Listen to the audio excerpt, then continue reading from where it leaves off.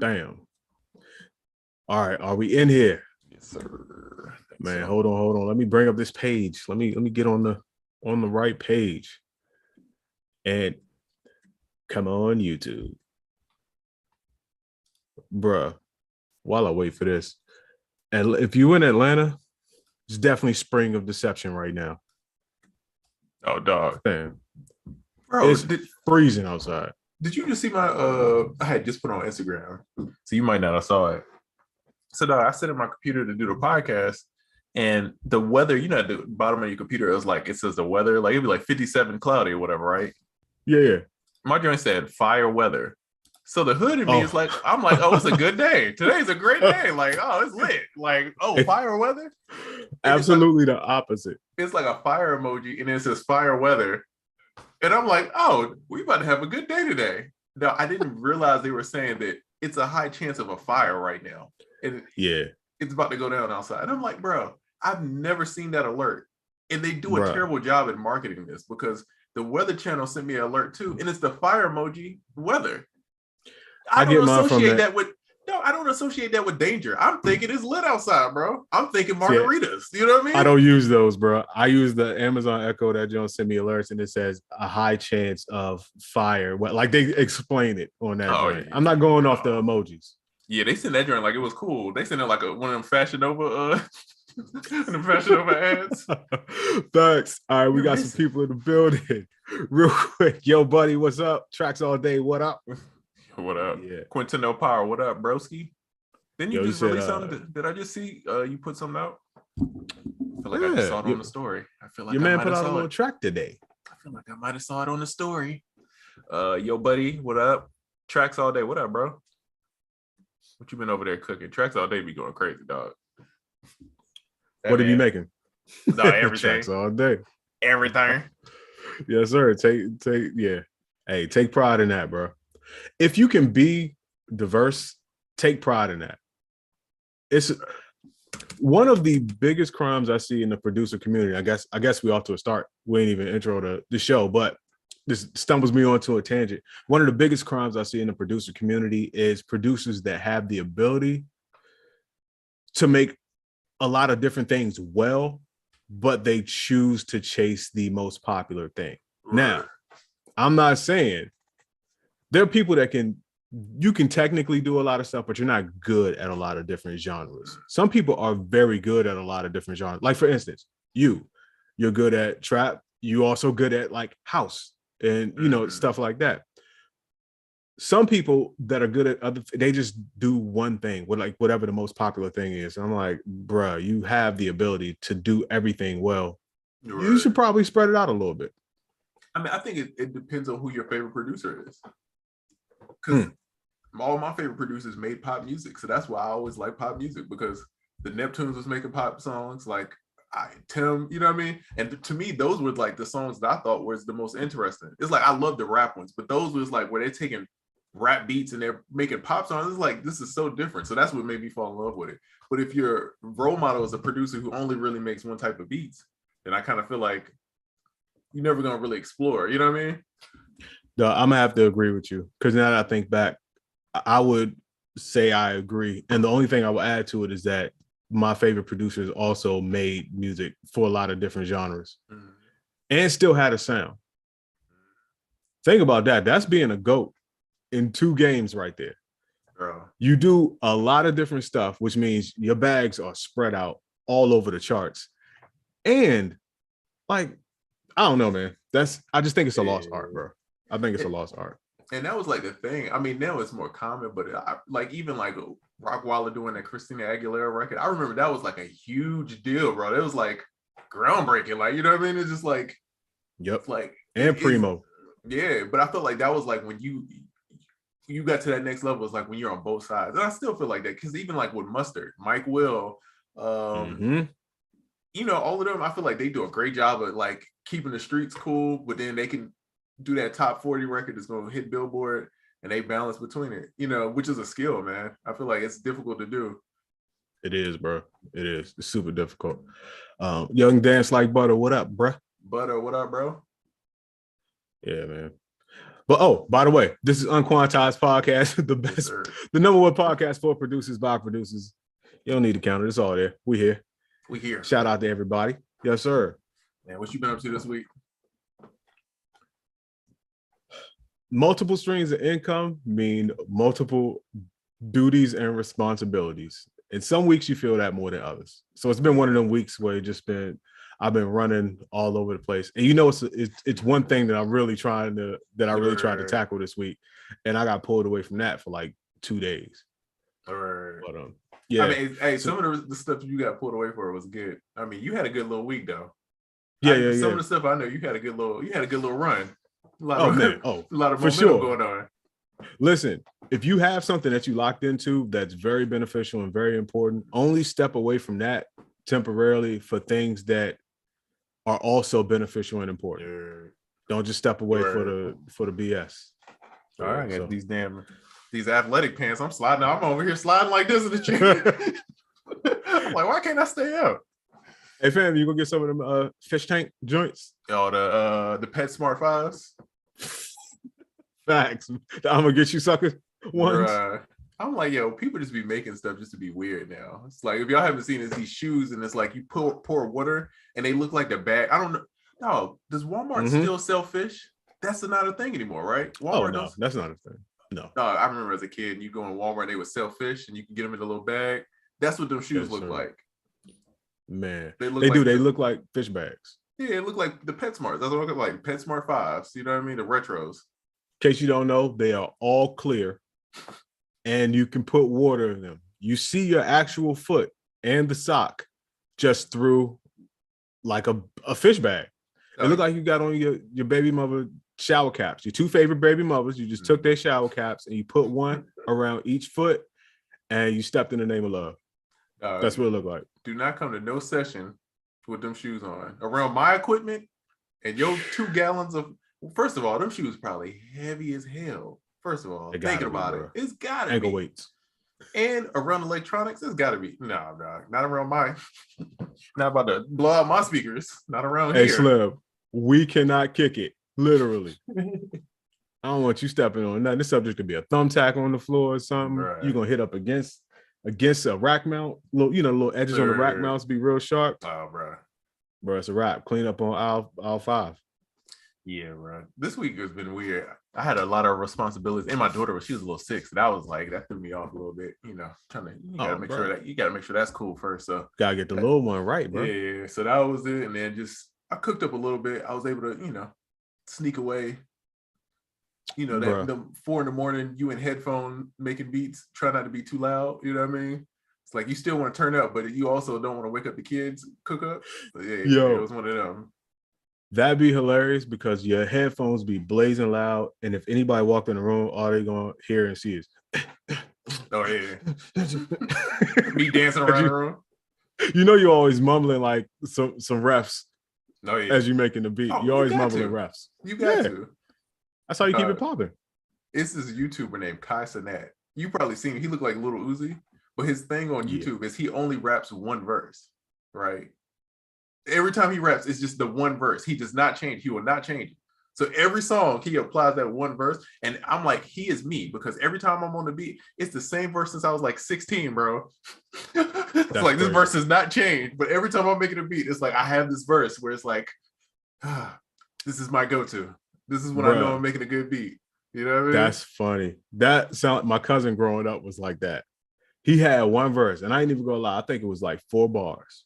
But anytime somebody was rapping, he would wait to jump in. Like he raps all types of raps. It'd be the same 4 bars, and then he would just stop. And that's it. And I believe that was probably 20-something years ago. I bet you if I hit him right now, it's like, yo, give me some bars. He gonna hit the same 4 bars. It's like the and it started with sitting in my room. It's like the equivalent of like knowing Lean on Me on the piano or the Rugrats theme. They're like, oh, he can kind of play. He can kind of play. He's like, little do you know, this is all I know. I don't know any songs past this. You damn right I could kind of play. You said it, sister. Man. He said, ain't nothing worse than being in the middle of a beat. Oh, the best part of the beat, and a kid walking and asking for juice. Bro, You like Juice World coming right up? Sad guitarist. Facts. Speaking of which, I saw something on I think the producer grind from producer grind on my feed. Yeah, shout out to producer grind. And it said I heard someone say guitar beats are getting overused and boring, and it was like a "what are your thoughts" type deal. So yeah, chat. What are your thoughts? I would ask you, what are your thoughts? I think me and you probably have the same thought, but Young Trizza, have at it. What do you think? I just feel like it's certain instruments that will never go out of style. They're the, you know, they're the Air Force Ones of instruments. You know what I mean? It's like they might not be peak popularity, but they're never going anywhere. And I feel like guitar is never going to disappear. It's never going to be a time where it's not going to be guitar beats. I don't think so. I think of it like this. Guitar beats right now, like beats that are mostly guitar or are more prevalent in hip hop than they've ever been. Right. True. I give them that. Overused? No. I would say popular right now. I would say prevalent. Boring? I think it just depends on the artist. Some artists make sad music, which is going to lend to what you would call maybe a boring guitar joint. But I just think it's popular right now. I wouldn't say it's boring, and I definitely wouldn't say it's going away. Now, the amount of guitar used as the main instrument in a beat, that may dial back again a little bit. But I agree with you. Like, guitars aren't going anywhere. And you can always get off a beat where the guitar is the main melody. It's just like how the flute was. It's like every beat a couple years ago was everybody's using flutes. And it's like now, it's like you kind of looked at weird if you over here making a bunch of flute beats. It's like, it's got to be jamming. That's the way I look at it. It's like, unless it's super crazy, I'm not making a beat with a flute. It's got to be outrageous because it just feels dated. But that's how it goes. It's like it just trends kind of, but guitar is like kind of always there. It's always consistently there, and then it just gets a little more popular, then it might fade back, but they're always going to be there. I just think now it's the wave, you know, it's the sad boy wave, you know? Dog is definitely the wave. But certain things that are like classic staples of music, like guitars, you can't kill them with a oversaturation. The most you could do is have so many people doing it at one time, it just dials back, but it will never like go away. Yeah. Guitars more so than flutes. The flute thing kind of fell back. It might resurface again. Yeah, give it a few years, it'll come back. But it's like snare rolls are coming back, tubular bells are coming back. Like all that stuff is like, bro, this is like when I first started learning how to make beats all over again. It's like, bring back the phantom horns. Let's go. Bring back the bro shakers. I'm telling you, shakers. Ooh, who's gonna bring back the shakers, man? Where's Ron Leslie when we need him, man? We need a good. I found 16,000 shakers this week on those zip disks because you know that's when I was shaker heaven. On all those zip disks, bro, I can't tell you how many shakers were on there. Oh, shakers add a different vibe. It's more of a dancey vibe to me. It's like hi-hats is more of a bounce, but the shaker is more like a, I don't know how to explain it. It's like a little spicy, you know what I mean? Little salsa in there, you know what I mean? Yeah, it's a different type of movement too. Yeah. Like sliding a shaker back in time is different than sliding hi-hats back in time. Yeah, shakers give you a more of a neck snap thing when they're delayed versus hi-hats. They give you a different groove, a different bounce. Shakers give you like that crazy neck snap joint. I just wonder who. That's crazy. When was the last time shakers was prevalent? It's been a minute. Bad boy era, and let's think after that. I don't know. That's the trend I want to come back. I want the up-tempo dance R&B to come back. 112 Only You. Yeah, that was such a good time, man. It just everything felt like everything was a party, and then it's like if you made a depressing song, we're gonna take that same song and we're gonna make a happy version, even though you're talking about the most depressing thing on earth. We still gonna make a club record out of this and scream over top of it, like we're all completely fine. And I love talk about Renee, Lost Boys. No, it's so many. It's just like, yo, this is really a sad song, but you can put Diddy over there screaming over top of it. And you put a little bottle clanks over it and some shakers, you eat, and I'm partying. You know what I mean? Bruh, listen, think about this. R.I.P. Big, missing you, party. Oh. Party. Like the saddest thing about someone passing that everyone knew and loved recently, and you still like, drop that DJ. Yeah. And everybody's like, oh, this is my joint right here. I think it's gonna happen though. I think because like, okay, think about it. Because before this, right now, I feel like we're in the sad boy, like the Rod Wave, the Juice World ish, you know, the prevalent, the keep going of that kind of sound, the really dark emo kind of like emo, yeah, that's like prevalent now. But before it was like everything was like EDM kind of influence, like super happy, everything is energy. So now I feel like it went sad, and now I feel like it's gonna go back again. It's always like the opposites to me. There's the big trend. Yeah, it's like it's gonna be, and then it was like the 80s was in there somewhere. So I feel like it's gonna switch again in a couple of months, and it's gonna be another thing, and then we'll get back to the energy, and people get sick of that. Yeah, I'm with you. Come on, bring back the dance R&B. Let's go. Man, I just want something Harlem Shake adjacent. You know what I mean? Nothing too complicated. I don't want TikTok dance, but I just want a two-step. You know what I mean?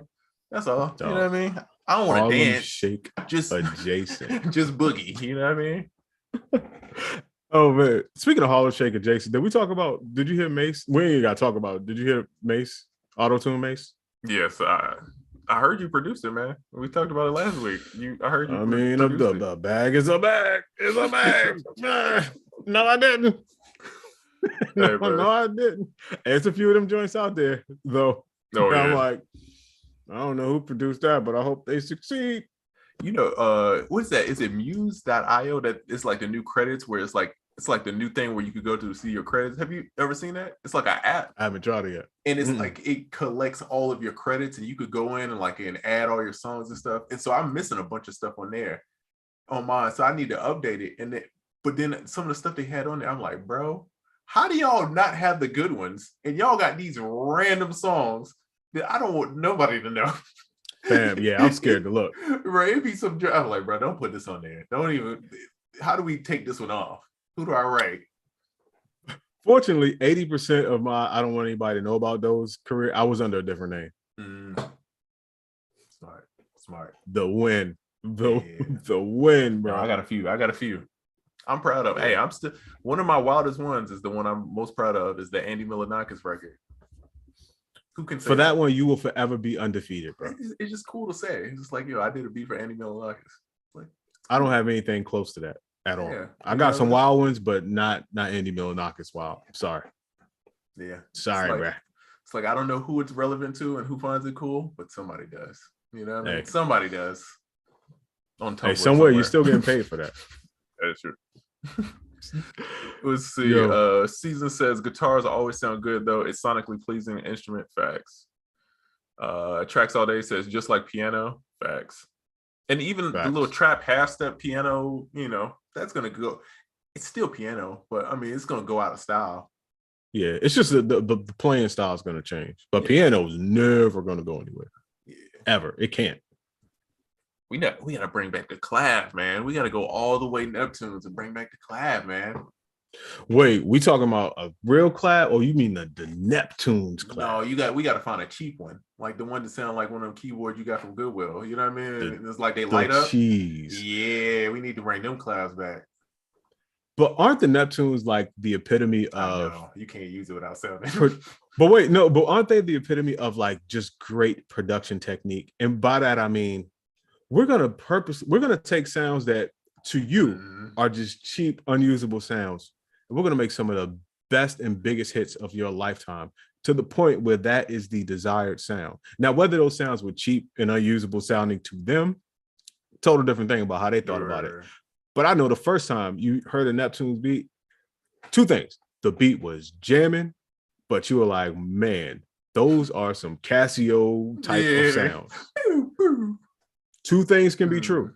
And one thing sounds like it should be awful and is actually good because it goes with the first thing. No, that's right. It's amazing. Yeah, bro.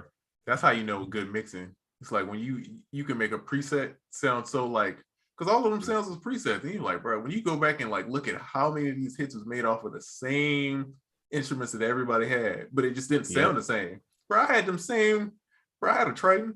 I wasn't thinking about the patches. So I'm like, bro, I didn't know. The one patch that they used, they didn't use it a lot, but they had this flute. I forgot the name of the flute. That was a dope patch. It's the same one they used for on what are you using on? Nori.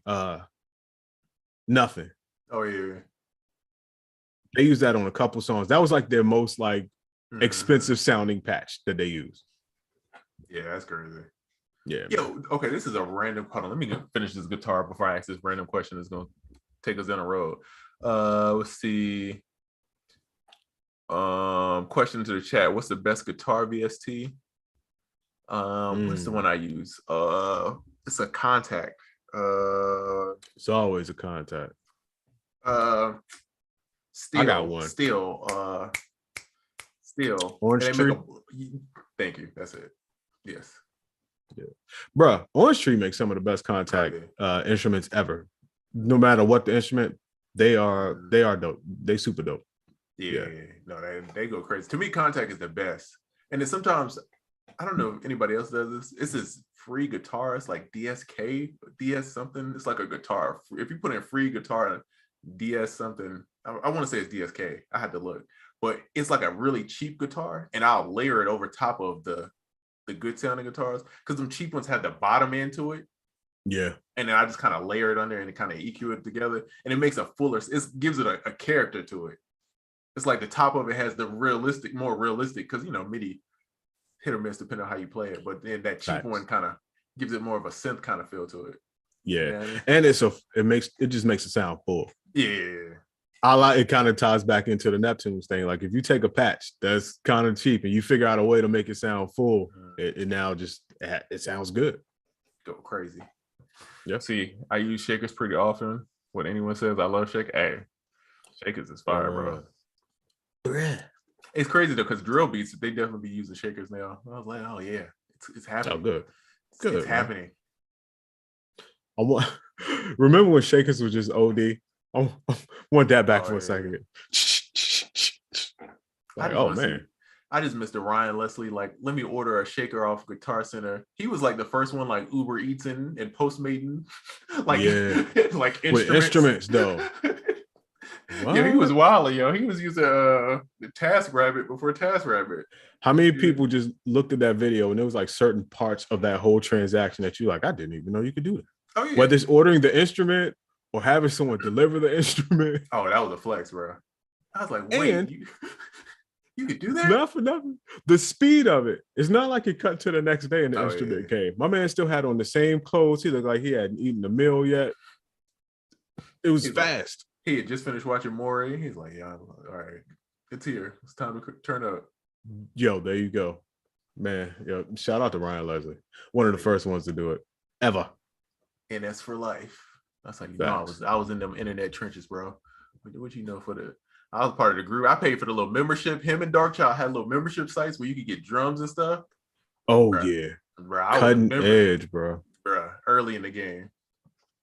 Bro, I found an old Darkchild kit. Oh, you told me. Yeah. Did it sound like a marching band? 100%. 100%. I don't know why they would do that to him with them little Darkchild kits. Bruh, all marching band. Yeah. Not even like, some of it was dope. But I could tell like some of it was early, and I actually sampled it from Darkchild. Mm-hmm. I found a whole bunch of them. Remember those days when you would just catch the open drums on people's songs? Bro, that was a lick. You find because we would get the records, because I was DJing, so we always get 2 records. It's always the instrumental. Don't let it be a break on there. Oh, bro, we were sampling all the drums, dog. Bro, in the verse, it's going to be a drop where you didn't pay attention. It's just like a snare or a hi-hat or just, bro, I would listen to that joint with an ear microscope, whatever that would be called. And like, yo, I'm listening for any type of break. Like, yo, that's a hat right there. You might have missed it. I caught it. Do you feel like drums aren't progressing as quickly? Is because nobody's like searching as much? Because the kind of the game changed? Because now it's like an influx of sounds. It's not like how before, like we would like search out and like, it was almost like a whole hunt of what collecting drums. It's like Pokemon, like you collected your own little stash to go battle and like, you know what I mean? And it's like, you rarely trade it. It was very secretive, but I feel like that kind of made you. That gave you your sound. Mm-hmm. Your drums, because everybody had like their core drums that they use. That was, I would argue, about 50% of your sound. And now the popularity of how drums are is there are a standard set of basic drums, and that's what everybody uses. And that's the wave right now. But I think it'll be a shift. I think it should be a shift rather of people developing their own sound just a bit more. And you can't do that without bringing back signature drums. I think everyone needs their own signature drums. That's part of the reason why people could listen to you and be like, yo, I know exactly who made that, because that's the only person that uses that snare or that clap or that kick. You know what I mean? On top of your certain techniques. But bro, you bring back signature drums, you bring back people having their own sound. That'll be dope. Super dope. Hey, forget the tags, bro. We need to bring back, we talking on the record producers. We going full who was it on the beginning of the 3LW song? He's like, 3 little women, shawty. That's what they do, shawty. What producer is that? I'm trying to think who that is, bro. Brian. That was 7. No, I feel like it was Tricky. It was in that Tricky and Dream camp. Oh man. One of them dudes. Beatcox had the little joint where they used to talk on it. Diddy, of course. Puff. Oh, Puff. Puff was it. Puff and Pete Rock. The thing about them, both had runs where they would do all the ad-libs for any song that they produced. Oh, they would be the ones to do the ad-lib. I remember Pete Rock had like a 2-year run where he did remixes for everybody and even stuff that he produced for somebody. He's on the ad-libs, bro. Like that's it. Nobody else. As the artist, I know you might have ad-libs, but you keep them to yourself. I'm doing this. That's fire. Yeah, crazy. Crazy. We're gonna bring it back. Let's see. Salute to the chat. OG Bobby Johnson. What up, bro? Yes, sir. Yes, sir. Let's see. Tips on sound designing drum kits. That was a good question. Learn how to use air. Learn how to use not air. You learn how to use noise. White noise, pink noise, brown noise. Mostly white noise. Learn how to use noise. Learn how to use oscillators, and just learn good layering.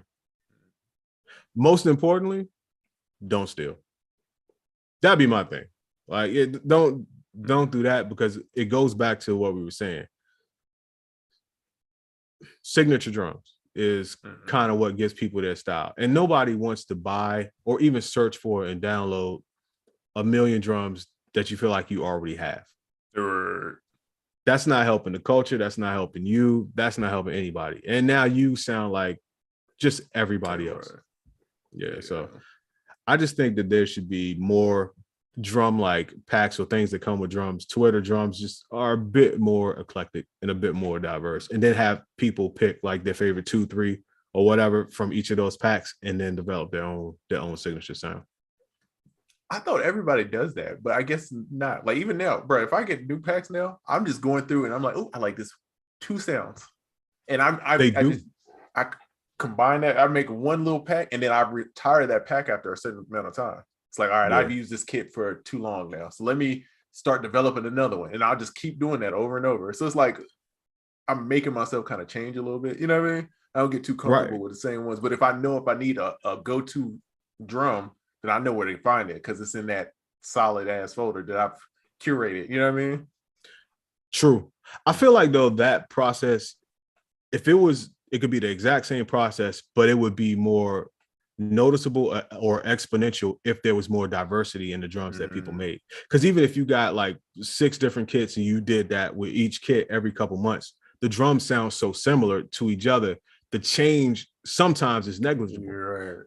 Versus like if there was just wild different sounding drums, all cool, of course, then you're like, okay. And now you're borrowing from more, it's not like low hanging fruit. You reaching far for different sounding stuff. You're like, oh, I never heard anything like this, or oh, that's different right there. Versus this clap kind of sounds like this other clap, but I've used this clap to death, and this is a little bit different. So let me just substitute that out until the consumer who's listening to your beats is like, I can't tell you changed anything. That makes sense.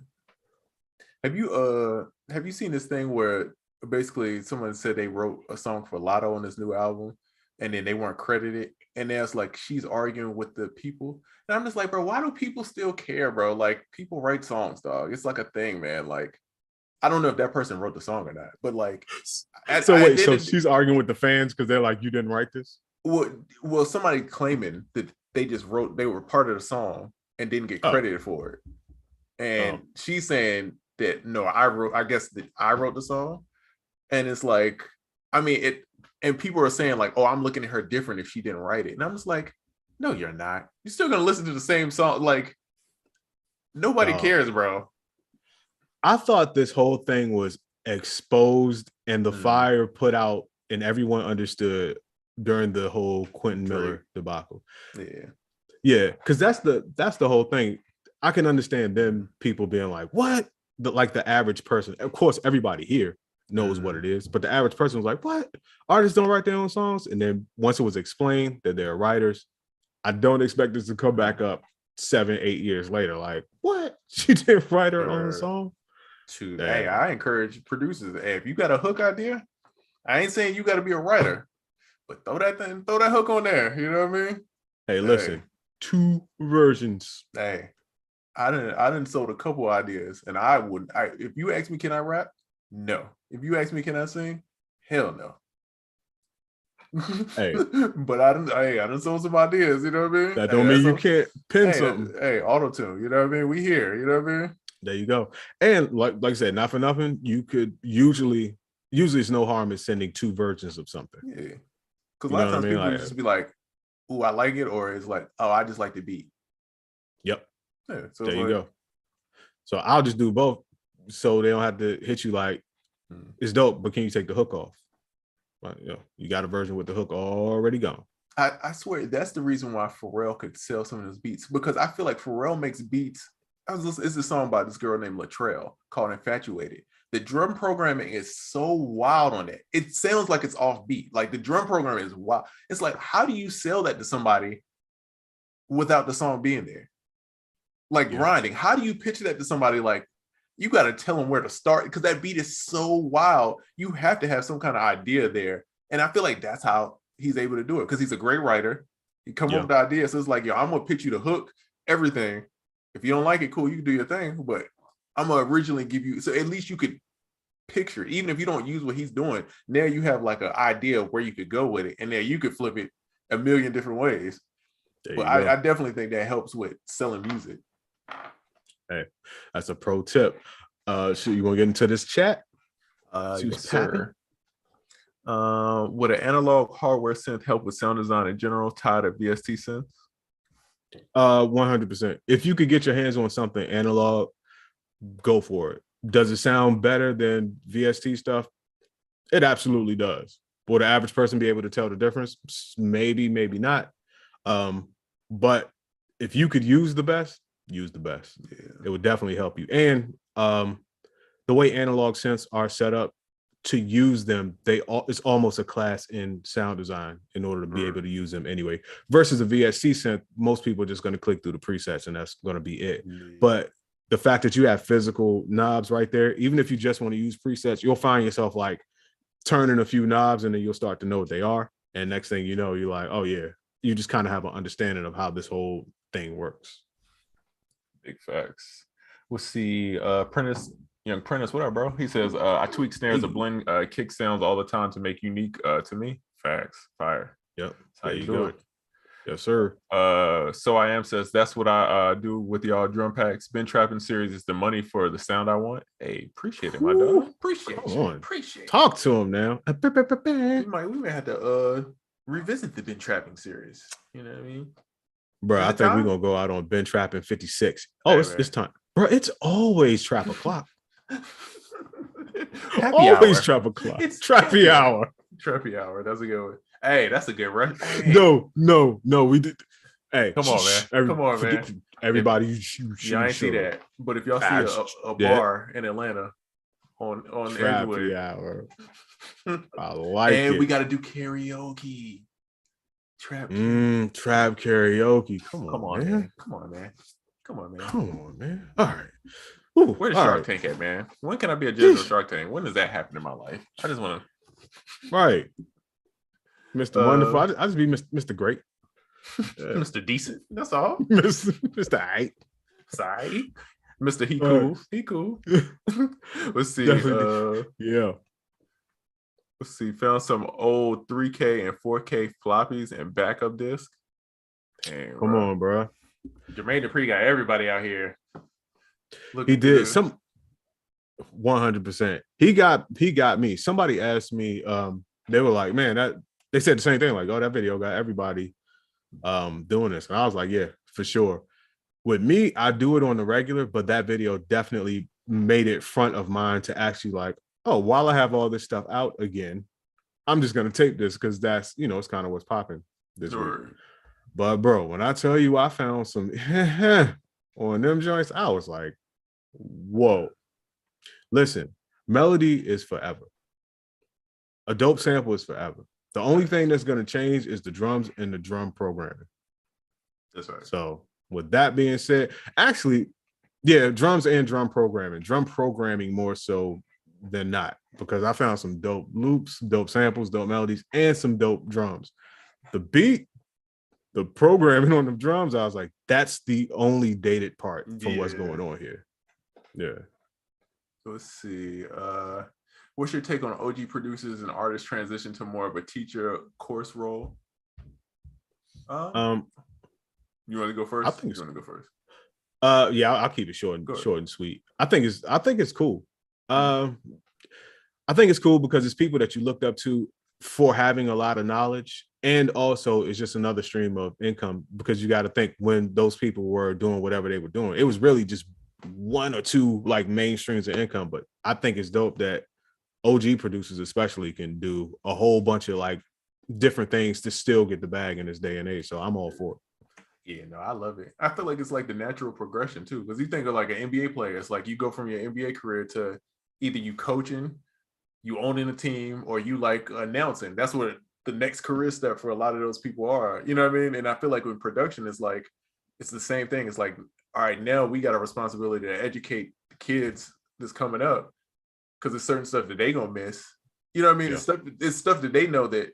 It's like kids as younger than me know a bunch of stuff that I had no idea, but then it's stuff that I know that they need to know also. So it's like we have a responsibility to each other to like, all right, I'm gonna help you and you help me. You know what I mean? Mm-hmm. No. Mm-hmm. So I think that's the key of it. And just, you know, man, resources, experience, learning from other people. Man, I love it, bro. Because, bro, at one point, this stuff was not there. You couldn't learn any of this, bro. No. It was nobody to ask at all, bro. No one. And the people that knew, you better not ask them. Yeah. Secret society, nothing, bro. If the people who knew how to make beats was not telling you, unless you was at the studio interning, working, signed to them, it was like a whole thing. Now it's so open. It's like everybody shares information. It's like it's easier, and sounds too, because people had to go through so much to get sounds back in the day that they weren't sharing them, because those sounds made their sound. So if I gave you this disc with these drums on it, you now sounded like me. I will say the only disclaimer with the teachers, and of course, and this to me applies to anything. I mean, it's through the internet, so you only know so much about the person, but I only really watch courses about people that I really like what they're doing. You know what I'm saying? I don't, if it's like, even if it's like someone's trying to sell me an idea, but I don't know much about them, a lot of times I don't watch those courses. It's like, I have to, you know what I'm saying? I have to be invested. Do the research. Because sometimes people kind of lead you down the wrong road, or they're telling you stuff for their wrong reason, which is kind of, you know, so it's like one of those things where it's kind of tricky. So, you know, internet, man, you gotta protect yourselves, you know?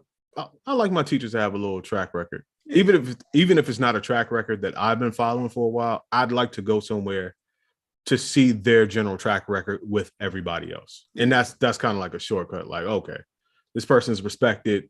A lot of people like them. They've been doing this multiple times, because you got to watch out for people that were only able to do something one time, and then people were like, oh, this is trash. So a little track record, man. Do a little research. Ponzu, what up, bro? Young Ponzu, what up? Oh, I gotta hit you back too. I saw what you texted me. I gotta do my research, my Googles. I do some Googles. He said, do your Googles and whatnot. Ponzu said there was a Ryan Leslie video. It had me thinking I needed a suit and a Lambo, bruh. Facts. The air conditioning had to be great in that studio. No, you're like, oh, that's why I'm not getting any placements. Look at how I'm dressed when I make beats. This is crazy. And not a piece of this is rented. Right. Who's your favorite producers? Oh man. Ooh. I'm gonna just go off the top without doing much thought. Tim. Neptunes, Dilla, Mm. Pete Rock, Muggs, and I'm forgetting a whole bunch of people. I'm not even gonna lie. Those are just my favorites. Just my favorites off the top. Oh, and not for nothing, I'm a Q-Tip production fan. Yeah, great choice. Yep. Slept on choice, but great choice. Yes, sir. Man. What about you, bro? Of course, Neptunes. You know what I mean? Number one. You know what I mean? I'm a VA baby. Tim, of course. Max Martin, the GOAT. Ooh, you know yes, what I sir. mean? Yes, sir. Polo the Don. K-Tronada. Danger. Danger's in my top. I'm trying to think of some newer people. I really like Southside. Southside to me is so dope. He's going crazy. I'm trying to think of, all the Sunny, all of that whole, to me, they're all dope. I love what they're doing. That whole Sunny, Southside, TM, like all of them. Yeah, amazing. So I'll say those are my top. I try to give a little bit, older and newer. Yeah, and just like that's one of them conversations too. When people bring up other people, like, oh, I forgot Polo, forgot Danger. It's one of them things like people just spark names all the time. No, we shouldn't. I was gonna say we should do a list, but no, we shouldn't do a list. Lists don't ever go well. Yeah, it's hard to rank people too. Oh yeah. Them just be tough. What's your thoughts on BeatClub? New, innovative, cutting edge. Stay tuned. I want to see what it is, like how it turns out. I don't know enough about it to be. You can tell when you're watching a long play at work. Yeah, you can tell when something is not. It ain't done. It ain't close to being done. Like, yeah, it's one of them things. Looks cool so far. Yeah, facts. Tim done took Twitch to a whole nother. Every time I see Tim green screen or something crazy, he look like he in a Bollywood movie. I'm like, Tim going crazy. He everywhere, bro. Is he in a helicopter? Why is it bullets flying at him in the background and he just dodging them while making a beat? What is going on? Is he underwater again? Yeah. Underwater in space? Yeah. I feel like they just be watching the Magic School Bus and just like seeing what adventures they go on, and then like, yeah, that's what Tim about to do this week. That's what he about to do. They just interview people. Describe your last mushroom trip. Yeah, we can do that. I got you. Okay, I got you. Rainbow Taxi Cab, like the PlayStation game. Gotcha. Okay. Nice. Okay. Let's see. Hilarious. What is proper pricing for a beat? Ooh, that is a difficult and easy question. That is a loaded question. While I don't have a direct answer for that, I ask you a question. What is the most you've ever sold a beat for? Okay. Not you. I'm talking to DL. No. Wait, hold on. This conversation is about to go somewhere else. No. I'm talking to DL, who asked the original question. What's the most you ever sold a beat for? And then we can get into it some more. And I'll give you fair warning. I'm not going to give you a straight number answer. And I have something to add on to. I feel like I know where you're going, and I feel like what I'm going to say is going to complement well. Oh man, that was crazy. I was like, wait, you want to did we tell that guy? Hey fam. Hey bruh. What's the most you ever sold a beat for? Nah, that's funny. Those are the good days. The good days. Let's see. While he's writing that, Sound Oracle, could you please reiterate the no ID convo about this current time in music? I think this is a perfect it's perfect for this conversation. Okay, hold on.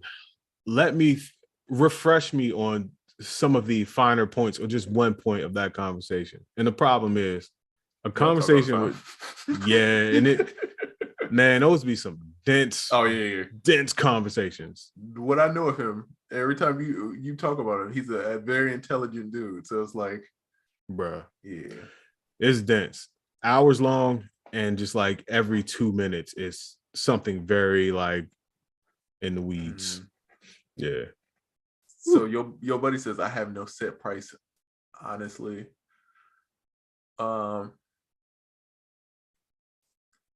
Okay. Okay, yeah.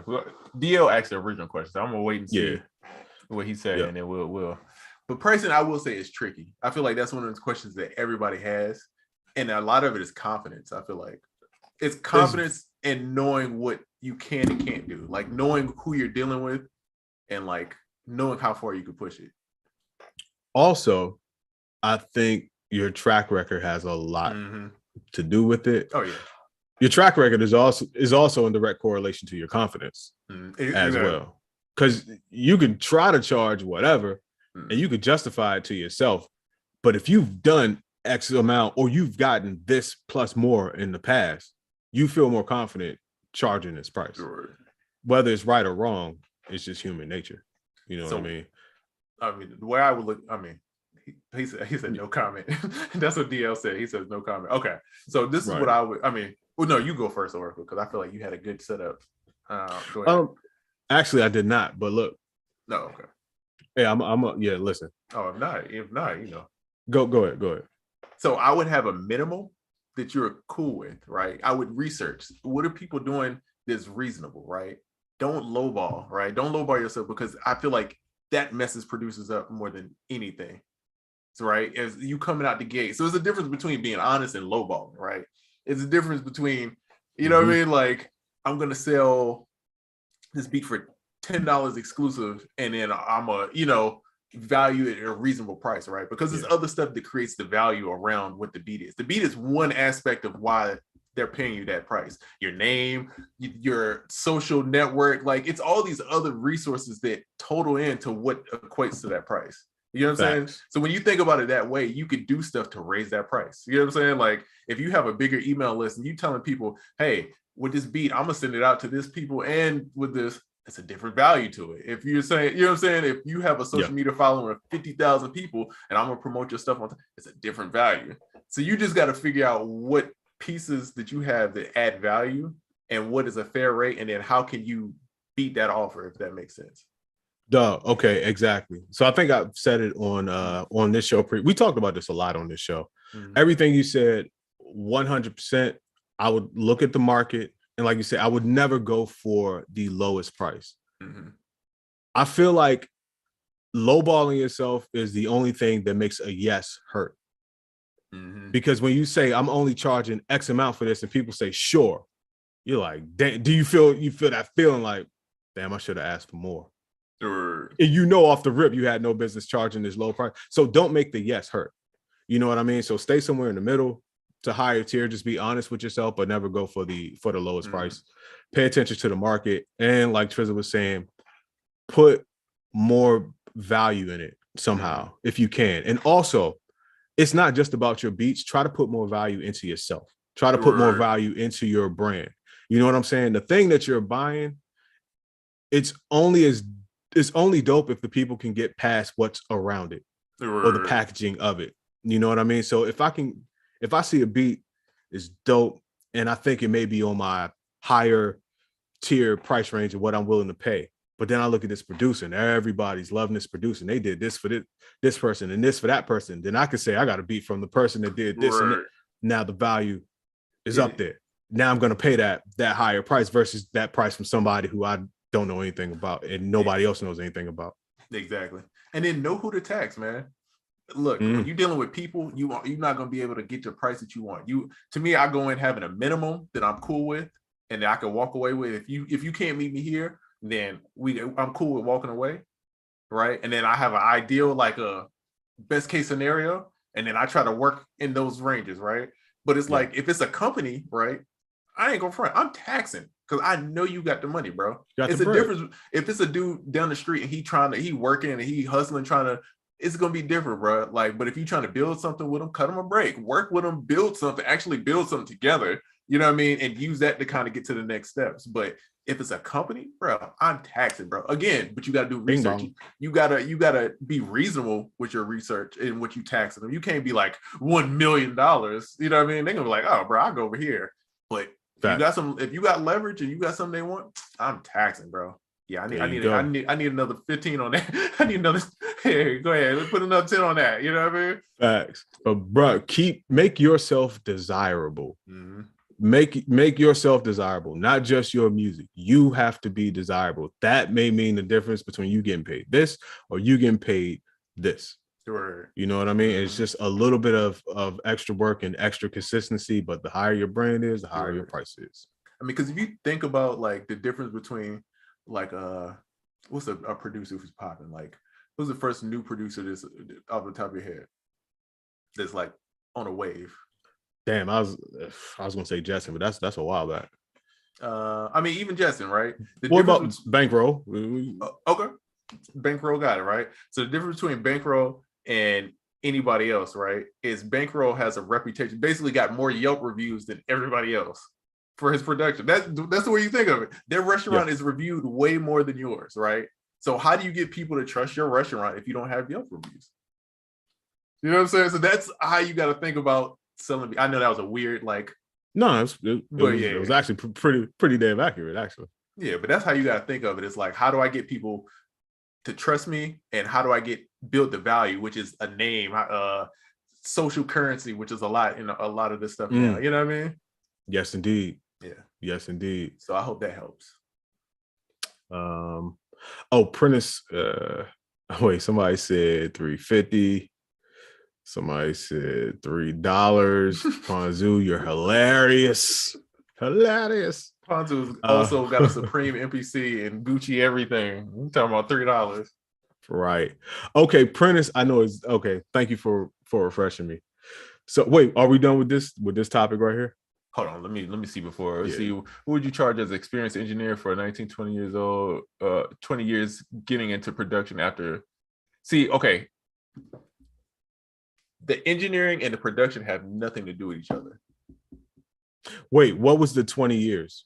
I think he's saying that he was an engineer for 20 years and now he's getting into production. And I think he's asking of how much would you charge? The engineering, it affects the price, but it doesn't. It's not as much as you think because it's a separate job in a way. You can finesse it, but it ain't. Yeah, it's only so not far. Unless you're trying to add value by offering to mix the beat as well.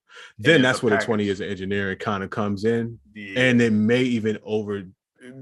You know, the beat is. I think people still going to judge the beat off of what it is and the price of the beat off of what it is. But you can add value and maybe tip the scales with the engineering thing. And if I were you, I would offer that to some extent, at least in a limited capacity. Because you do have that, I have 20 years of experience to stand on with something. Yeah. It's the package, it's the offer, man. That's what's gonna get you in there. Let's see. Is executive producing a thing people strive for on the internet? You know, it's crazy. Internet? I don't know, but Diego executive produced the album that came out today. YBS Trill, I think his name is. Shout out to Diego. Yo, that question, I was gonna say emphatically yes, but the last part of that on the internet it made me think, and now I don't know my answer. I'm still assuming the answer is yes. Executive producer of something dope in real life or on the internet or whatever is still dope. Yeah, I think so. I think it's just not as easy task anymore. I don't think it's hard to get a whole project. You know what I mean? Unless they're new, you know what I mean? Or unless you in that camp, it's hard to get I feel like Wheezy and Gunna is like, I'm pretty sure Wheezy's like executive producing, but he's like, they came in together, you know what I mean? So it's like in those situations, yes. But just a random artist and you executive producing, that's hard to pull off. That's a fact. Yeah. See, should I get a Beatstars account or create my own website or use both? I appreciate you both giving great content and advice every week. Man, thank you. And of course, the answer is yes, do both. Because one may hit, one may not hit. Both may hit. Why wouldn't you want to get a bag from both? Yeah. You know what I'm saying? Or one may be bull, one may be bear. Depending, depends on the season. Things change. Things may change on the website front, the independent front, or they may change on the beat market front. So diversify. Don't put all your eggs in one basket. Test out the baskets. If a basket got a hole in it and the hole never heals itself, then maybe don't put anything in that basket. But you won't know until you try. Yeah, I would do both and just try to make a system out of it. Because it's pretty much gonna be the same setup for both of them. So once you figure out the one, it's pretty much you got the other one. It's just making it smooth, you know what I mean? Making the process an easy one. Also, I think both of them, even though they are going for the same result, they have a little bit of a different skill set for each, and it'll just make you a more well-rounded person. Oh yeah, that's facts. Quintino said Costco gave free samples. That is facts.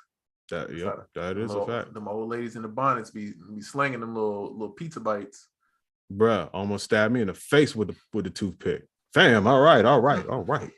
Vegan, no bacon. No, I don't want that. Sesame poke. Stop trying to get me to eat this chicken. I'm cool. No, thank you. You're only vegan because you ain't tried this chicken. Let's see. It's good, sir. Right now, my beat price is slightly over my engineering price, and exclusives use with me. I usually offer engineering as a part of that. So I like that. I like the bundles. Yeah. I like the bundles, man. Man, because bundles the way to go, man. Dog, and even if you got a homeboy that does the videos, right? Come on, dog. It's ways. Bundle it up. It's ways to jig it, right? You gotta. I didn't hit people with the package. I hit my homeboy. Look, how much would you charge me? Right. That's what I'm trying to do. How much you gonna charge me to shoot the video? Right. It's like, look, you could do this, but you could get this beat. We're gonna give you studio time. We're gonna get it mixed, and you get a video for this price. Video. Come on. Hey, pull up. It's hard to turn that down. You know what I mean? Facts. You need all of this. You might as well get it in a bundle in one spot. We're gonna give you a deal for it. Come shop with us. Everybody eat. Good play. A lot of this is just knowing sales, man. A lot of this is just being like, that's what I say, it's like a confidence thing of like knowing what you can get, researching the market, knowing what's acceptable, knowing what, I mean, like pre-qualifying. I mean, this is some real sales stuff, but like in business, right? A lot of times people have to fill out forms to pre-qualify themselves. And music, it's not this way, right? Which is, to me, is weird, right? Should be. But if you're buying something, right? If you're buying a house or you getting a quote, they're going to ask you questions, right? They're going to be like, what's your budget? How soon you trying to do this, right? So I'm just saying, if I was a aspiring entrepreneur producer, I would consider these things, even though it's different from our industry, right? But in your advantage, you know what you're getting into going into this, right? And they help you make a more educated choice. Exactly. So it's like now when you're talking, you know, like, hey, this person trying to lowball me, and you don't even have to talk to those people. What people, I mean, this is some real market. I feel like no, come on, let's go. Come on. A lot of times with these like those funnels, right? It's like you fill out the quote. If you answer like a lowball price, it splits you off, right? And then you get like a automated answer, or you'd be like, oh, well, visit my beat store. But if someone answers a high, then it's like, oh, you get a phone call. We get a phone call, yeah, because it's like you know the difference. Like, oh, it's like you know that they're trying to spend this amount of money. So cool, let's do a little extra. Let's get that, you know what I mean? Get that connection going. High value, bro. Also, don't sleep on testimonials too. If you sell a beat to somebody, get a testimonial. You know, I mean, hey, not for nothing. Social proof goes a long way. Just like Triz was saying about pre-qualifying. Part of pre-qualifying is they'll check your credit. And that's basically just asking other people that you've had financial transactions with how you are. Right, exactly. And testimonial gets you the same way. You got 1 million testimonials, a la Yelp reviews, like we was talking about. People will feel way more confident rocking with you and way more confident paying whatever your higher price is. And it's the same thing with social media followers. It's like if 50,000 other people follow you, it's like they see something in you. So it's like you feel safer following somebody with more followers than somebody who don't got no followers, because it just seems like everybody else trusts them already. You know what I'm saying? It's something that you like about this person for 50,000 people or whatever. It's just natural human kind of like assumptions. You know what I mean? Doug, do we really? Okay, final correlation that has to be made since we've gone this far. Being married or being in a relationship, you now look more attractive to other women. I'm speaking from a male standpoint. You now look more attractive to other women because someone wants you, and obviously, you know, it's implied you know how to handle your business and blah, blah, blah, blah, blah, and all this other stuff. So it kind of shortcuts the line, pre-qualification. The number one key of negotiation is to have another offer. That's the number one key. That's how you get the most money. You have another offer on the table. Somebody gonna go up. You know what I mean? Yep. Yeah. Exactly. So, make the demand. Got an offer from your cousin last week. Wait a minute. Wait, Basil? Wait a minute. Okay. We'll come back to the chat. I know you was gonna say something about no ID. Oh yeah. So I know what Prentice was talking about. Prentice asked me to basically explain what I was talking about last week that No ID was saying to me about the current state of music. And the gist of it was, now is the best time to go all out, do whatever you want and be different. And he pointed out to me that not so much back in the day, but a while ago, the heavy hitters, the superstars, the super producers, everybody's favorite producer that we were just naming was out there rocking and rolling. Everybody was different, just killing the charts. But now, I'm not going to say everything is different, but there are less risks being taken. So if you have the audacity to get out there and do something different and do something dope, you're going to stand out even more because the competition is almost none. Everybody's doing the same thing. I think right now people are trying to make dope beats. People are trying to make good beats or beats that are, they're good enough. But it just doesn't sound like people. I used to feel like I heard people like trying to change music with every beat that they did. It's the effort is not being heard like that right now. So the competition for that type of thing is just almost non-existent right now.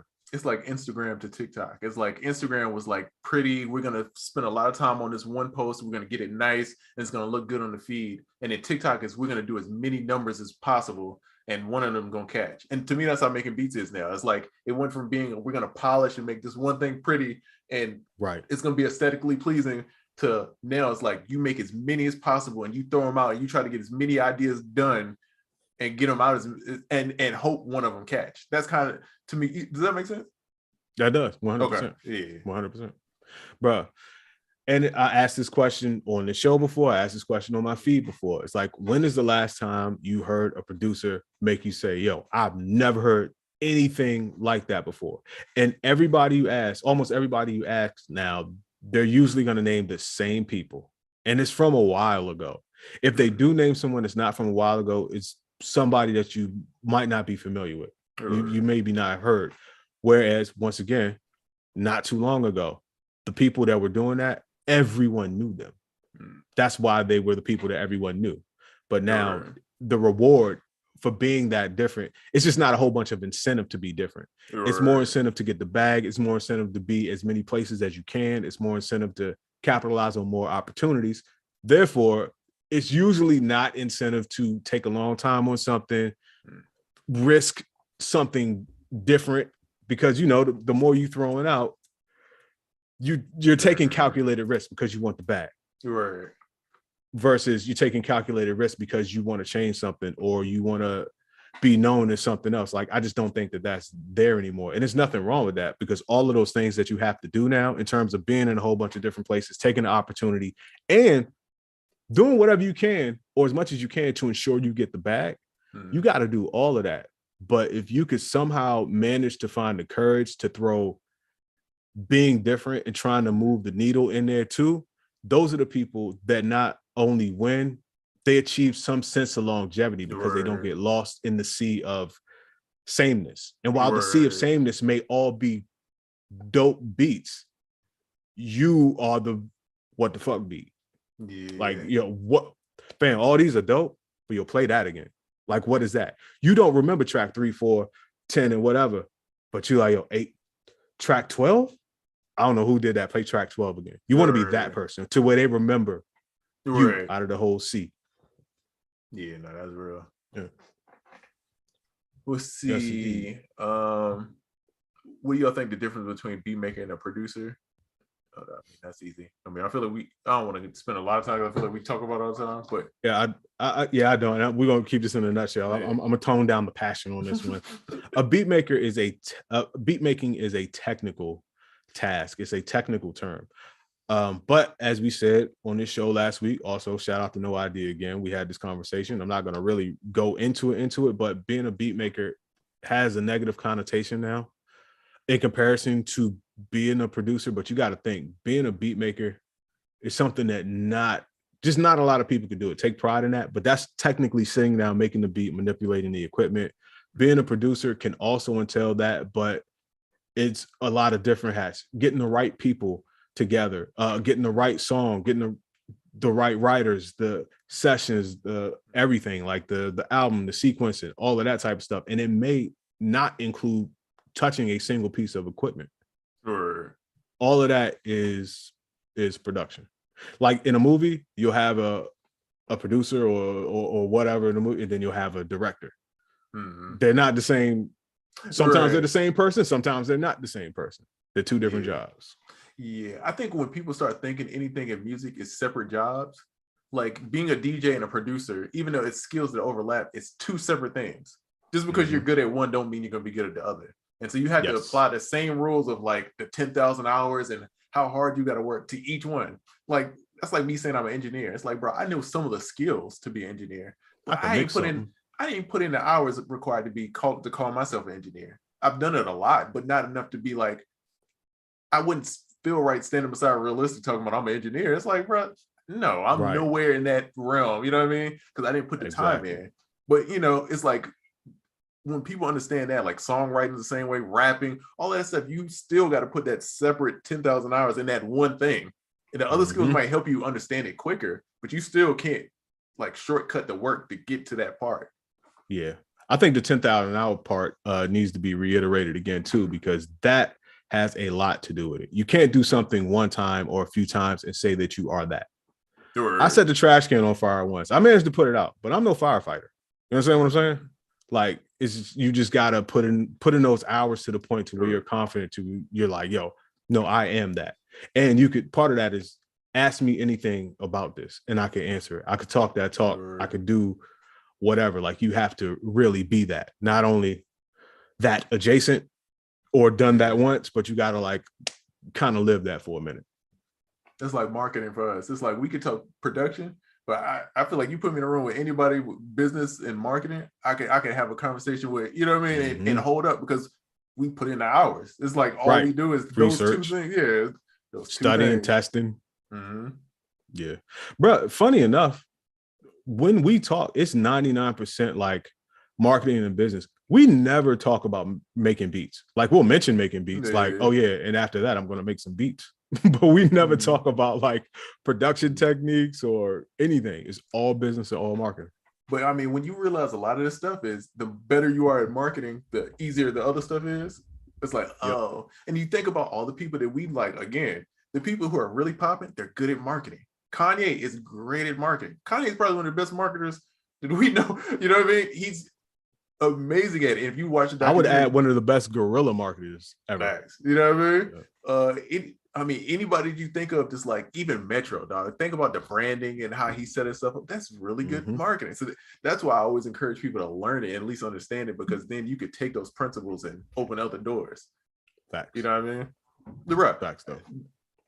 The same thing Oracle talking about, he waiting to get, bro, I just went through it and literally just I just use marketing. I just marketed myself the whole way through. Man. And it man, listen, I ain't here to talk about whatever you got going on, but I'm just here to clap. That's all. Man. I'm just dog. Just put them together, man. Just put them together. Yeah. Okay, so this is a good I hope I say your name right. Is it Jaqueen? Jaqueen. I hope that's right. He says, hey, he says, how do I reach out to get placements? Like, how do I construct the email? Also, where to send my beats?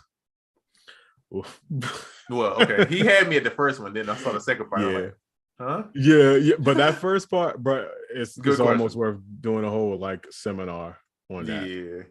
But keep it short. That's my advice. Don't write nobody no paragraph. Because hey, if you get an email that's a bunch of paragraphs, what are you gonna do? You're gonna ignore it because it feel like work. Keep it short and sweet. Introduce yourself. Be to the point. Don't say, let's work. Yeah. Also, you have to add some value. People don't care what you can do. And people don't care that you need them to do something for you. Actually, they'd rather not. But what people do care about first and foremost, that will change all the other stuff, is what you can do for them. It's basic human nature. If you can't add any value, what you're coming to me with is telling me that you recognize that I have a certain type of leverage, or I can make certain things happen. These things you need to happen in order to go forward in life. And you're putting the burden on me to figure out how to do this for you. In that whole scenario, the person you're asking gets nothing. You're getting all the help. This person's devising the plan for you, and they don't even know you. Exactly. And chances are you reached out to them half-heartedly. Yo, bro, let's work, or let's link, or whatever. Like, you're not even like trying. So I would just say real quick, show that you know something about the person. Ask them what they need, and somewhere, maybe not even in the first email, but be direct about what it is that you want. You don't want to work. Fam, you don't want to just work with this person.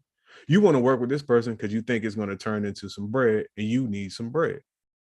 Like, you don't have to be that direct, but like, don't try to hide it behind like, oh no, buddy, I just want to, because everybody knows what it is and everybody sees through it. I appreciate when people are like on business timing. Like, I like it because it's like, cool, we on the same timing. I hate when people hit me and it's like they're being buddy, and it's like, I don't know you, bro. I've never talked to you before. So it's like, I get it. You're trying to be nice, but at the same time, it's like, what is your intentions? Why are you emailing me? I'm reading through this whole email and I have no idea what this is about. But if somebody's like, hey, such and such, this is what I have. This is what I'm trying to do. This will benefit you here. What do you think? Short, sweet. Come on, dog. I'm there. Yeah. I mean, it's all there for me to make my decision, because once you start like, hey, buddy, and not really talking, you sound shiesty. The more you start doing it, the more you sound shiesty. Because if we on 4, 5, 6 email exchanges, it wouldn't get to that. But if we were on that and it's still unclear about what you want, and I know what you want. No. Oh, and make sure that you're tagging your beats correctly. You put the BPM, put the key in there, because you don't know how many times I've been in a session and someone tries to pull up a beat and they can't figure out the key. They can't get the auto tune right, and they be like, all right, forget it. Anything that goes wrong between that session with the artist and it throws them off their vibe is an enemy against you, and it's going to mess up your chances. So you want to try to shortcut and make it as easy as possible for them to drag it over, get everything right, and there's no second guessing, because not everybody that's recording is an engineer. Sometimes the artists be recording themselves. You never know what the situation. They homeboy and they don't know how to set this right. And if they don't know how to set that auto tune right, and they don't know how to get the key right, bro, it's gonna be a whole issue, and you just lost out on a chance. You know what I mean? So all of that stuff, it makes your chances slightly better. You know what I mean? Facts. Man, I'm not gonna lie. I caught low-key like bags and credit off of fixing or identifying information that other people left out. Like, for instance, I've been in sessions and somebody will have a sample from somebody, it's not cut right, or they just simply don't know what the key is, can't find the key, and all that type of stuff. If I'm there, I'm like, I'll trim it, I'll put it in this key, you need to transfer it. Like, just doing stuff. Credit. You could have did all that in the beginning. That person wouldn't have needed any of that. Now all of a sudden, you're splitting a little bit of credit with somebody you've never met before. Like, who is Sound Oracle? Yeah, don't give people wasn't on your job. Don't give them a reason to put another producer on there, because sometimes they will find a reason. It's like, oh, we don't like the hi-hats. Let's change those. Facts. Hey, listen, bro. It gets deep. It gets deep. Oh, bro. Here's the thing too that I caught so much off of. This person sent me the beat. It has a sample in it. They don't know where the sample's from. Can you tell me where the sample is from? And I'm like, of course I can, but let's talk first. I caught a whole bunch. I've done that maybe 30 times in my career. Oh yeah, I remember people used to hit you all the time. I used to hit you about the same thing. Like, bro, I don't remember what I sampled. Can you help me find it? People will fly me out to listen to whole projects before they came out for this very reason. Listen, be a librarian. Like Trezor said, label your stuff correctly. Make it as easy and as frictionless for everybody else, because not only is it frustrating, you will find somebody else on your credits and taking a bit of a percentage because you didn't do your work. That's facts. That is facts. Yeah, dog. It's the cold world out here. And the thing of networking, I hate when I get those like DMs and it's like, you could tell it's a copy paste. It's like the same when people like email you and they don't know how to use the CC and the BCC. It's just like you get an email with everybody in there and it's like, bro, you could have just copied and put it in the BCC. You know what I mean? we all know how the blind carbon copy work now. It's like it's been around for years. And it's like when I see the DMs like that, it's like, bro, I know that this person just copy paste. But it's like I would rather like sit back and strategically plan like a couple really good ones and really work at networking with those people than try to spam 50, because your chances to me are way higher when you sit back and it's like, all right, I'm gonna talk with this person on social, I'm gonna interact with their content, I'm gonna DM them eventually, but I'm gonna, you know what I mean, I'm gonna add to what they got on, and then I'm gonna go hit them up. I'm gonna get to know people around them too. That's a slept on gem right there. Easier to get to the people around them a lot of times than it is to get to them. Come on, man. Yep. And then when you finally reach that person, you can say, I know John and I know Kevin. And they're like, oh, John and Kevin, those are my people. Yeah. Hey, bro. You know how many times, hey, you know such and such. Hey, can you introduce me? I'm trying to do such and such. Yeah, exactly. Like if you come up to me and you like you trying to meet or whatever, I might be like, all right. But if you're like, oh, and I'm good friends with your brother. Oh, fam, you know my brother? Like, oh, that's my man. Okay, now it's different. You don't cut the line. You at least cut a couple hours or a couple days or a couple exchanges off the whole conversation. So imagine the person that you want to get to. Imagine if you finally get to them and you know 2, 3 of their closest people. You ain't got to be like their best friends, but just enough to be like, I know this person, and that person is vouch like, yeah, I know who that is. Bro, your value just went up, and you're closer to the circle in that person's eyes than you were when you just approached. That's it. See, I literally had a person email me some beats, and I make beats all in the BCC. No, these people don't be. No, I get all these spam emails every day of like, hey, bro, here's some beats, and I'm like, bro, I get it, and some of them are dope. It's like, what can I do for you though? Like, I'm placing my own records. I'm not shopping many other people's records, right? Unless you sign. I'm not in the signing people business. You know what I mean? I help a couple people out, help them get us in, but it's like that's not the business I'm in. So it's like I don't know what to do for you. You know what I mean? Bruh, sending active producers beats, especially unwarranted, is just wild. Yeah, it's like it's such a waste of time. Yeah, if I ask, it's one thing, but it's like the random, just off the Instagram, that's crazy, bro. And I don't be trusting links and stuff, bro. I don't know what that Dropbox link been doing. You know what I mean? So I don't know who that link been with. Yeah, I don't know none of that. So I don't be clicking none of them joints. Man, I clicked on that link and that burning a little bit. I don't know. Should have never clicked. Why is Bill Clinton talking? You remember when you used to download it, it'd be like 50 Cent in the club, and then all of a sudden Bill Clinton started, I did not have sexual rights. He's like, oh, they got me again. But oh, I should have protected myself. I should have used a VPN or something. Something. Wrap it up, bro. Connect to the VPN. That's a fact. That's a good commercial for like a VPN, right? It just make it like a whole like a STD jump. Yeah. That would be a great kind of fire. Protect yourself. Come on, man. Somebody just give us a bag, man. I don't know, man. We on fire today, bro. Yeah. We kind of going through it. Beats Music. What up, bro? Shout out to Beats Music, man. Pops, dad of the year. Beats Music is in here. Dad of the year. Our podcast producer, he's in here. He says, question, do y'all know any great smaller companies that do sync licensing? We've talked about this before. Off the rip, I haven't done sync licensing like that in not a long time, but it's been a while. But I would say there's certain people to hit up Clint Music. I already know you probably know who Clint Music is, but some people here might not. Hit up Clint. There's a few other people out here, like sync licensing is that's their bag. Yeah. Holla at them. I wish I knew my homies. He changed his name on Instagram, so I can't remember what it is off top, but he definitely changed his name recently. But let me know. I'll try to find it. But I don't know off top. I would ask one of them people. Mm-hmm. Yep. Tracks All Day. He asked about. Oh, he said, "Yo, Triz, y'all doing any more Zoom consults? I need one." For you, I'll do it. You just got hit me on the website. I took them off. But for certain people, you know. Yeah, more of a DM type thing. Yeah, I took them off. I think I took them off my website too. not really at capacity right now. Yeah, it was Yeah. getting a little crazy. It was getting crazy at some point. The crazy thing, most of the people was cool, but every once in a while, you'd be like, I don't know what's going on here.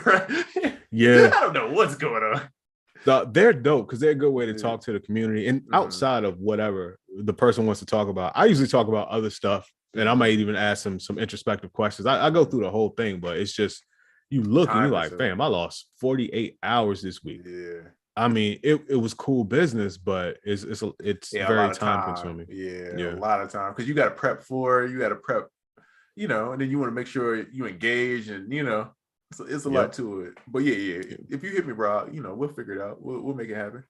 Yes, sir. Squad up. Have you been keeping up with the Grammy stuff? Outside of banning Kanye, no. So now apparently Jay Prince has proposed this to do a show the same night as the Grammys to rival the Grammys to kind of boycott it.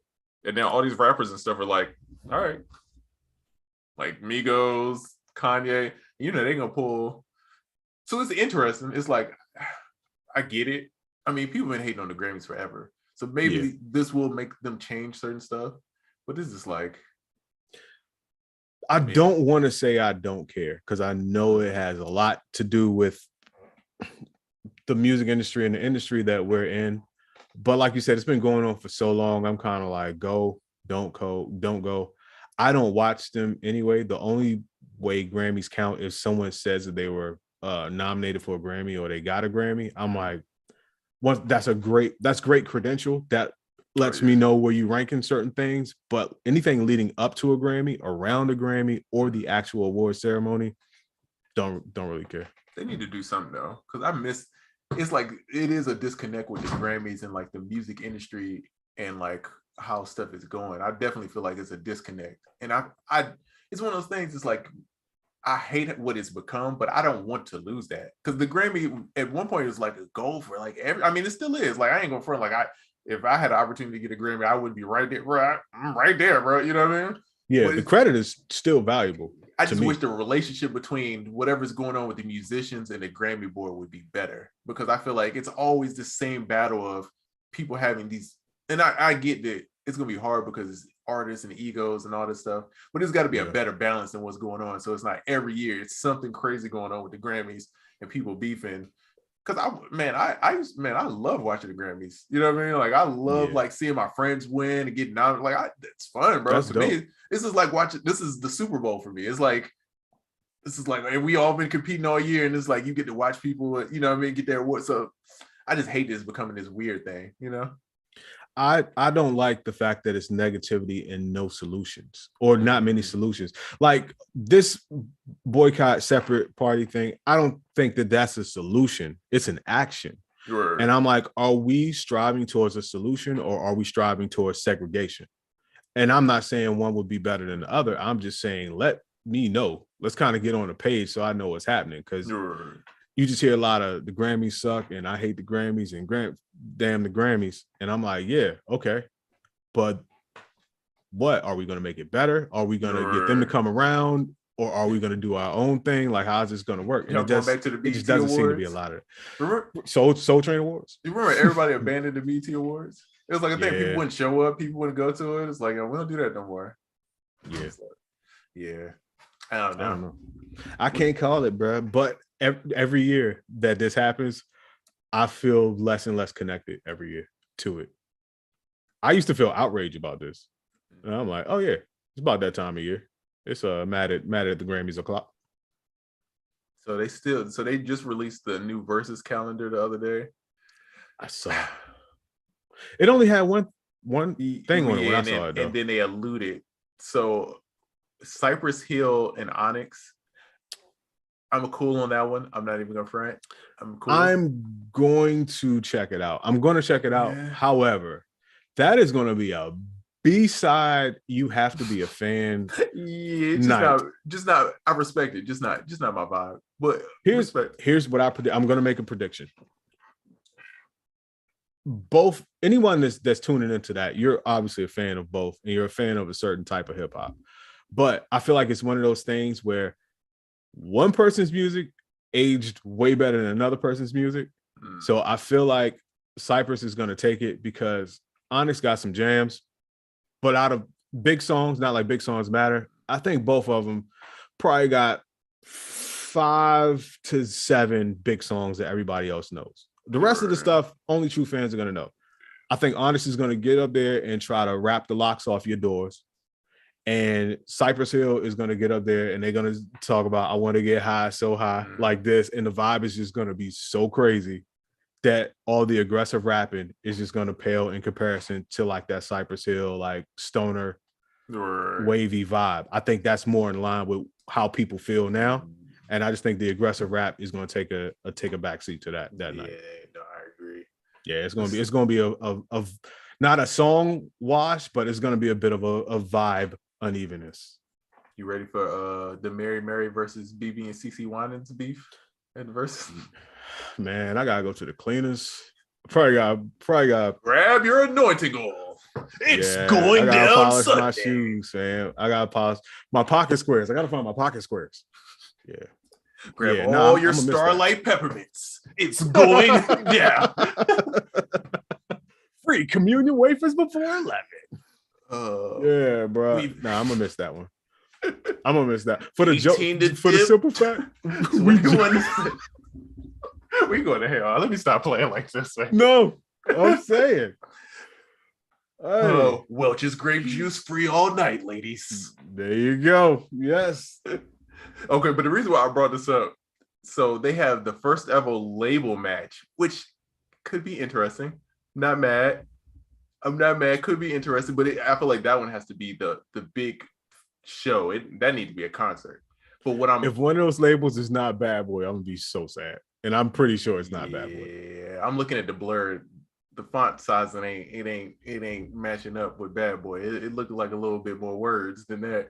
But you never know. But August 8th, the greatest day of the year, one of the greatest days for many reasons. 808 day, but also my birthday. But 808 day. They have in partnership with Roland, they have something going on. So I'm assuming it's a producer battle. I'm just mad that we gotta wait till August, my birthday, for another producer battle, bro. Yeah, that's crazy. And it better be good. It better be good. The only good thing is the way time been going, it'll be August next week. Oh yeah, so, that's true. That's true. Yeah. That's also, it'll be August next week, and I'll only have 6 more years left until my SB404 comes. I'm never getting that joke. You sound so sad too. It's just the disappointment in your voice. It's like, yeah. Dog, it's so sad. It's nowhere close. It's been so far since I ordered it, and it's nowhere close to getting here. Or that's nowhere close to even like, bro, it's terrible. Terrible. That's tough. Yeah. You seem so sad about it. I feel you though. Yeah. Sam Eggers said they'll still hit you with Killer Man. Yeah, that's the biggest song of the night, bro. Yeah. Killer Man, Insane in the Membrane, Stone is the Way of the Walk, and I Want to Get High are gonna be the biggest songs of the night. The biggest song Onyx ever had was Slam, which was like their first single. The second is a far distant, and that's going to be Last Days or Throw Your Guns in the Air, which is all street singles, not even on like a major platform. Like it's going to be hella lopsided, vibe wise and hit wise if you count that. I agree. The matchup. Tune in. I'll tune in, but it ain't the greatest matchup. I feel like it's gonna be a lot of Timbs and fitted hats going on, and there's a lot of aggression going on. A lot of reefer. It's in LA, by the way, so that's another reason why it's gonna be Cypress Hill. Come on, versus like Onyx, who's super gritty, grimy New York, and Cypress Hill in LA. Man, you already know what it's gonna be. Oh yeah, legalize this win, legalize it. Yeah, we gotta find something, man. I need some producer content in there. I don't watch the Kanye documentary. I ain't got no verses coming up. I need something. Come on, man. Somebody, the OGs ain't dropping beat making videos, which I understand. Yeah, my man gonna be on Twitch scouring. Kenny Beats, please. T-Pain, you making a beat, T-Pain? No.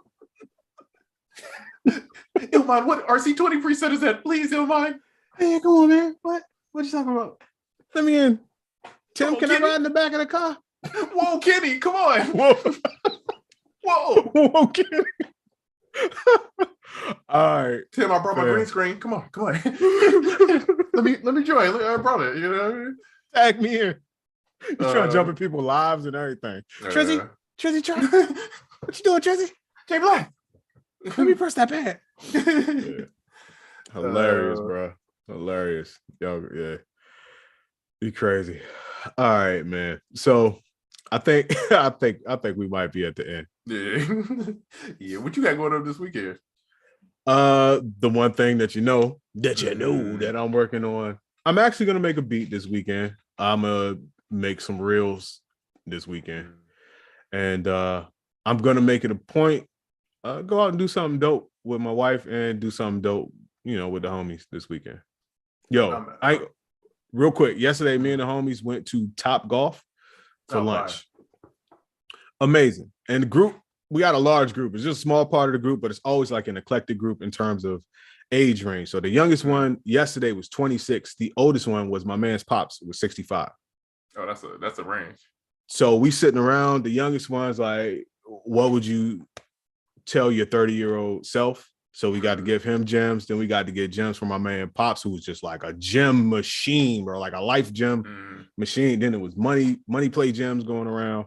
And it felt good. So we got to get together again this weekend, bro. Yeah, whenever people start talking about self-correcting IRAs and stuff like that, it's a good conversation. Hey, man. And I don't know how, it's been a minute since I played any kind of golf-related activities, but in my younger days, I was actually kind of decent, you know what I mean? It's actually, you know what I mean? So if you wanna hit the course, you know what I mean, or Top Golf, you know what I mean? You let me know, you know what I mean?